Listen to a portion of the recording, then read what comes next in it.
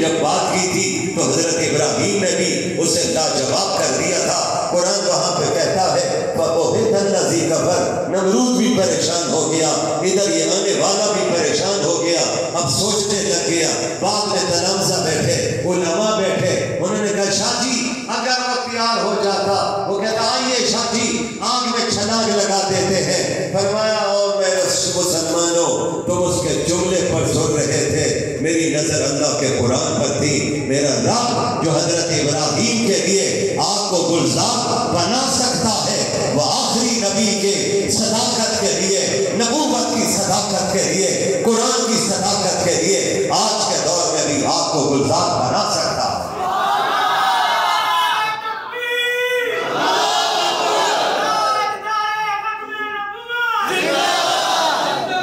دنیا آج آپ کے قرآن کے پیچھے، توجہ رکھیے، مدارس کے پیچھے، لیکن اللہ کے فضل سے یہ پورا زور لگا کر بھی مدارس بند نہیں کروا سکے اور انشاءاللہ نہیں کروا سکیں گے۔ اونچی آواز سے کہو انشاءاللہ۔ دنیا کہنا دیتی ہے ملا دین کا ٹھیکیدار بنا ہوا ہے۔ میرے قائد فرمایا کرتے ہیں ارے ہم دین کے ٹھیکیدار نہیں ہیں، دین کے چوکیدار ہیں۔ چوکیدار جیسے چوکری چوکیداری کرتا ہے، علماء بھی آج اللہ کے فضل سے چوکیداری کرتے ہیں اور انشاءاللہ کرتے رہیں گے۔ آپ ہی ساتھ دیں گے نا انشاءاللہ، اور آپ لہرا کے کہو انشاءاللہ۔ حضرت محترم آئیے تتمہ کی طرف شاہ عبدالعزیز سے ہی آخری بات شاہ عبدالعزیز پر ہی اپنی مکمل کرتا ہوں۔ شاہ جی سے آنے والے نے ایک عیسائی نے عجیب سوال کیا تھا۔ آج بھی میرا نوجوان کہتا ہے مولانا صاحب ان کتابوں کو پڑھنے سے آپ کیوں روکتے ہیں؟ ہمیں تورات پڑھنی چاہیے، زبور ہم پڑھ لیں کیا فرق پڑے گا، انجیل پڑھ لیں تو کیا فرق پڑے گا؟ ارے نہیں، میرے نبی کا دور ہے، میرے نبی بیٹھے ہوئے ہیں، عمر فاروق آئے ہیں رضی اللہ تعالیٰ عنہ، ان کے ہاتھ میں قرآنی کتاب کے اوراق پکڑے ہوئے ہیں۔ میرے نبی نے جب دیکھا میرا عمر قرآنی کتاب کے اوراق پڑھ رہا ہے، میرے نبی کے چہرے پر غصے کے آثار نمودار ہوئے۔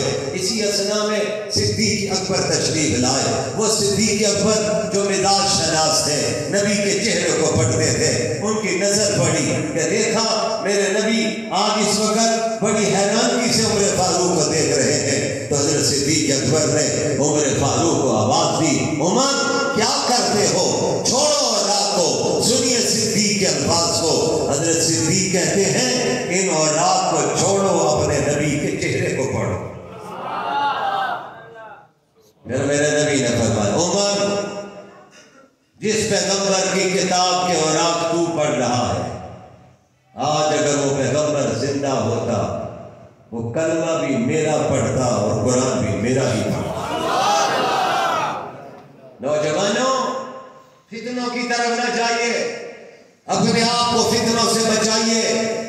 آج نیٹ کی دنیا پہ یہی میسج دیا جا رہا ہے، اسی سے جہلیت پھیل رہی تھی، اور آج کوئی مسئلہ آ جائے تو کہتے ہیں علماء بیٹھے ہوئے کہ نیٹ کی دنیا میں افضال صاحب آپ ان چیزوں سے، مولانا عبدالنعیم صاحب آپ کا واسطہ زیادہ پڑتا ہے۔ میرے بہت سے نوجوان بیٹھے ہوئے ہیں، حافظ حارث ہیں، حافظ عبدالصمد بیٹھے ہوئے، ہمارے عمیر بیٹھے ہوئے ہیں۔ آج نوجوان کہتا ہے سوال آپ کیجئے، نیٹ کی دنیا سے میں جواب لے کر آتا ہوں۔ میں اس نوجوان سے آج ایک بات کہنا چاہتا ہوں، خدا نہ خواستہ بخار ہو جائے، اللہ نہ کرے درد گردہ ہو جائے، مجھے آپ بتائیے، آپ نیٹ کی دنیا پہ جا کے سرچ کیجئے بخار کے لیے کون سا کیپسول کھانا چاہیے، کون سی گولی کھانی چاہیے، 10 نام آ جائیں گے، 15 نام آ جائیں گے۔ میں اس نوجوان سے کہوں گا اس میں سے چوائس کیسے کرو گے، کون سی اس وقت گولی آپ کے لیے بہتر ہے، کیپسول کون سا اچھا ہے؟ آپ کے والد کہیں گے بیٹا نیٹ کی دنیا کی دوائی نہ کھانا، ڈاکٹر کے پاس جاؤ، ڈاکٹر نبض دیکھیں گے، تمہارے بلڈ پریشر کی پوزیشن دیکھیں گے، اس کی بنیاد پر تمہیں دوائی دیں گے۔ اگر تم نیٹ کی دنیا میں جا کر دوائی استعمال نہیں کر سکتے، اس کا ریئیکشن ہو سکتا ہے، اس سے باڈی میں کوئی تکلیف آ سکتی ہے، باڈی کا کوئی حصہ متاثر ہو سکتا ہے، تو میرے نوجوان دین کی جب بات آئے گی تب نیٹ کی دنیا پہ نہیں جائیں گے، مدرسے میں آئیں گے، عالم دین کے پاس آئیں گے، محدث زمان کے پاس آئیں گے، مفسر قرآن کے پاس آئیں گے، مفتی مفتی صاحب کے پاس آئیں گے، شیخ الحدیث کے پاس آئیں گے، وہاں پر دوائی کے لیے نیٹ نہیں چلے گا تو اللہ کے دین کے لیے بھی نیٹ نہیں چلے گا. اس کے لیے ڈاکٹر کی ضرورت ہے، اس کے لیے عالم دین کی ضرورت ہے. میری بات مجھے امید ہے آپ کو پوری طرح سمجھ آ گئی. معاشرے کو سمجھا سکے. آج معاشرہ یہی سوال کرتا ہے، کہتا مولوی صاحب مسئلے میں فلاں چیزیں موجود ہیں. ارے سب چیزیں موجود ہیں، اس میں سے چوائس کیسے کرنی ہے؟ اس چوائس کے لیے پھر مجھے 5 جملے کہنے دیجئے. رب نے اس کی چوائس کے لیے امام شافعی کو چنا، امام مالک کو چنا، امام احمد کو چنا، امام محمد کو چنا، قاضی یوسف کو چنا. رب نے اسی کے لیے امام اعظم ابو حنیفہ کو چنا. سبحان اللہ کہہ دو. میں آپ کو دین کا پیغام دے رہا ہوں، خالص پیغام دے رہا ہوں. اس فتنوں کے دور میں آج کون سا سوال ہے جو دنیا نہیں کر رہی؟ یونیورسٹی میں، کالج میں نام عبداللہ ہے، سوال یہ ہے کہ خدا ہے تو خدا نظر نہیں آتا. یہ بھی سوال کیا ہے. آج آپ کے معاشرے میں کہا جاتا ہے روزہ وہ رکھے جس کے پاس روزی نہیں ہے. پوچھیے علماء سے، کفری عقائد، کفری الفاظ کہہ جا رہے. رمضان آ رہا ہے، اللہ کے فضل سے ہم سب روزے رکھیں.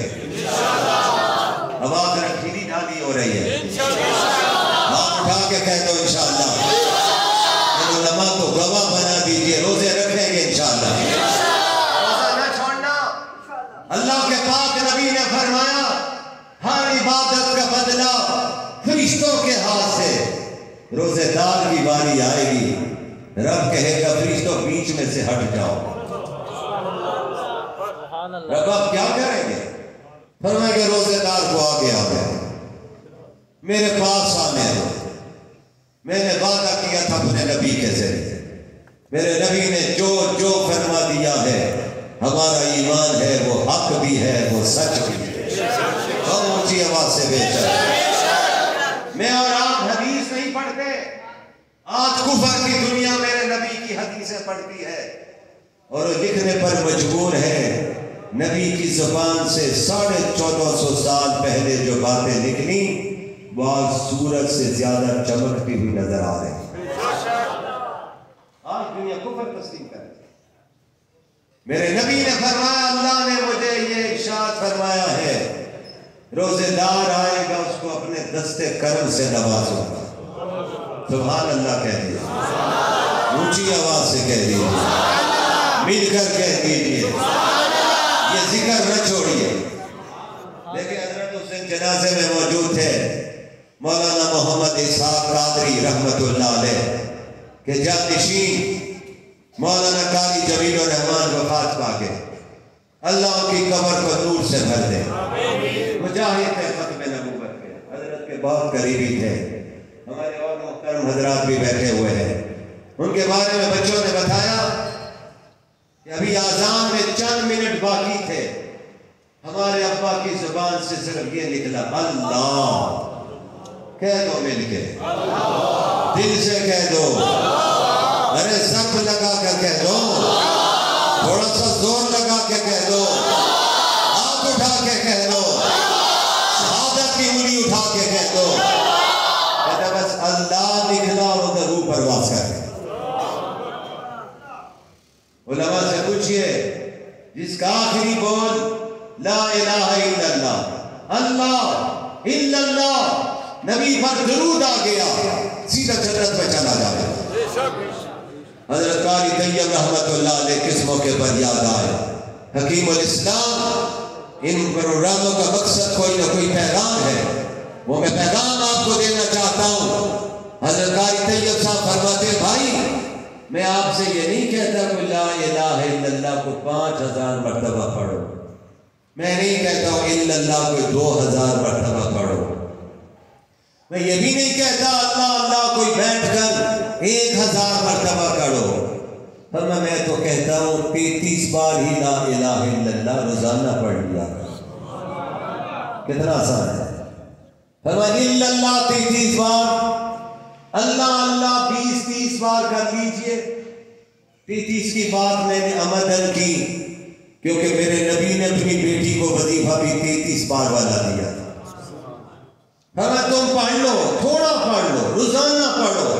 اگلا جملہ بڑے غور سے سنیے، تو اتنے ذوق سے روزانہ پڑھ کہ بازار میں جاتے جاتے اگر تیرا کہیں پاؤں پھسلنے لگے، دیہات میں نیچے اترتے ہوئے مٹی سے پاؤں پھسلنے لگے، تو تیری زبان پر آئے نہ آئے، اس وقت بھی اللہ آ جائے۔ کیونکہ اچانک پاؤں پھسلنے لگا ہے، اس موقع پر جب تیری زبان پہ اللہ آئے گا نا تو موت بھی تو اچانک آنی ہے۔ اللہ فرشتوں سے کہیں گے اس نے نازک گھڑی میں مجھے یاد کیا تھا، اب اس نازک گھڑی میں اس کی زبان پہ کلمہ جاری فرما دیتا۔ میں آپ سے درخواست کروں گا، ابھی بچے آنے والے، اللہ نے اولاد دی ہے، ایک بچے کو قرآن کا حافظ بنا دیجیے، ارادہ کر دیجیے۔ بزرگوں، دوستوں، ہمارے تبلیغ حضرات کہتے ہیں ارادہ کر دیجیے، ارادے پر بھی اللہ نیکی دے دیتے ہیں۔ میں ہاتھ نہیں کھڑے کرواتا ہوں، نہیں ہاتھ نہیں کھڑے کرواتا، آپ دل میں عزم کر لیجیے، انشاءاللہ کہہ دیجیے۔ مشورہ دوسرا دوں گا، ذرا ہوم ڈپارٹمنٹ سے بھی اجازت دے دیجیے۔ ہوم ڈپارٹمنٹ سمجھتے ہوں گے آپ، بڑے اچھی طرح سمجھتے ہیں، گھر والوں سے بھی مشورہ کر دیجیے۔ ہوم ڈپارٹمنٹ سے بھی اجازت دے لیجیے، گھر والی سے بھی۔ مجھے امید ہے جب آپ سے یہ جملہ جب کہیں گے کہ ہم مولانا قاری حنیف کے پڑوس میں گھر میں رہتے ہیں، میری بیوی، میری خواہش ہے کہ کل اللہ کرے جنت میں بھی میں اکٹھے رہتا ہوں۔ آج تو بچے کو قرآن کا حافظ بنا دے، کل جنت میں جانے کا یہ بچہ ذریعہ بن جائے۔ میرے پاک نبی نے فرمایا، جناب محمد رسول اللہ، اونچی آواز سے کہو صلی اللہ علیہ وآلہ وسلم نے فرمایا، کل ایک حافظ اپنے 10 قریبی رشتہ داروں کو جہنم سے آزاد کروا کے جنت میں لے جانے کا ذریعہ بن جائے۔ رمضان میں 2-3 کام ضرور کیجئے، نفل نہ چھوڑیے۔ اللہ کے پاک نبی کہتے ہیں اس مہینے میں اللہ نفلوں کا ثواب بھی فرضوں کا عطا فرما دے، اور فرضوں کا ثواب 70 فرض۔ دوسرا کام، تہجد کی نماز بھی پڑھیے۔ ہمارا نوجوان سحری چھوڑ دیتا ہے، رات کو ذکر استعمال کیا، کوک پی، گھر آئے، اماں مجھے اٹھانا نہیں ہے۔ نہیں بھائی، میرے نبی کہتے ہیں سحری کرو، کیونکہ دیگر مذاہب کے لوگ سحری نہیں کرتے۔ فرمان کی مشابہت اختیار نہ کرو۔ فرمان تمہیں کیا پتا ہے اس سحری کے وقت میں میرا رب بلا بلا کر نواز رہا ہے۔ ایک کھجور کھا لیجئے، ایک گھونٹ دودھ کا پی لیجئے، نبی کے حکم پر عمل کر لیجئے، پھر اذان سے پہلے بیٹھ کر خوب گڑ گڑا کر دعا کیجئے۔ لیکن جب اٹھیں گے تو 2 رکعت تہجد کے پڑھ لیجئے۔ تہجد کے جب 2 رکعت پڑھیں گے تو 29واں جب روزہ آئے گا، حضرت والد ماجد فرمایا کرتے تھے اس دن تو اللہ سے یہ دعا کر دے، اللہ یہ 29 دن میں تو نے مجھے اٹھایا، میں نے تہجد کی نماز پڑھی، اب یہ سارا سال مجھ سے تہجد کی نماز پڑھا دے۔ اللہ کے پاک نبی فرماتے ہیں جو تہجد کی نماز باقاعدگی سے ادا کرتے ہوں گے، اللہ کریم ان کو بغیر حساب کے جنت میں داخل کروا دے۔ کوشش کریں گے انشاءاللہ۔ حضرات محترم، میں حضرت قاری صاحب، ان کے صاحبزادگان کو جو بچے حفظ کر چکے، ان کی دستاویزی ہونے والی، انہیں، ان کے والدین کو، ان کے خاندان کو، ان کے آئزہ رشتہ داروں کو دل کی گہرائیوں سے مبارکباد پیش کرتا ہوں اور دعا کرتا ہوں اللہ انہیں زندگی کی آخری سانس تک قرآن یاد رکھنے کی توفیق عطا فرمائے۔ اللہ ہماری نسلوں میں بھی قرآن کے حفاظ بھی پیدا فرما دے، قراء بھی پیدا فرما دے، علماء بھی پیدا فرما دے۔